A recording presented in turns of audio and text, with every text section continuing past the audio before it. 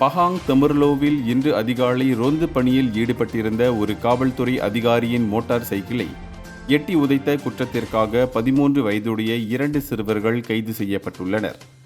இந்த சம்பவத்தில் 23 வயதான அந்த அதிகாரி விபத்துக்குள்ளாகி கை மற்றும் கால்களில் காயமடைந்தார். பதிவு செய்யப்படாத சந்தேகத்திற்கிடமான மோட்டார் சைக்கிளில் சிக்கிய அந்த சிறுவர்கள் தப்பிச் செல்ல முயன்றபோது வேண்டுமென்றே போலீஸ் அதிகாரியை எட்டி உதைத்து சமநிலை இழக்கச் செய்து கீழே விழ செய்தனர். இதனைத் தொடர்ந்து காவல்துறை அந்த சிறுவர்களை கைது செய்ததுடன் மேல் விசாரணைக்காக மோட்டார் சைக்கிளையும் பறிமுதல் செய்தது. இந்த வழக்கு அரசு ஊழியர்களை தாக்குவது தொடர்பான குற்றவியல் சட்டம் 353 கீழ் விசாரிக்கப்படுகிறது. பொது ஊழியர்களுக்கு ஆபத்தை ஏற்படுத்தும் செயல்களுக்கு எந்த தயவு தாட்சண்யமும் காட்டப்படாது என்று அதிகாரிகள் வலியுறுத்தியுள்ளதுடன் தங்கள் குழந்தைகள் பொறுப்பான நடத்தை கொண்டிருப்பதை உறுதி செய்யுமாறு பெற்றோர்களை கேட்டுக் கொண்டுள்ளனர். இந்தியர்களின் இதய குரல் மக்களோசை.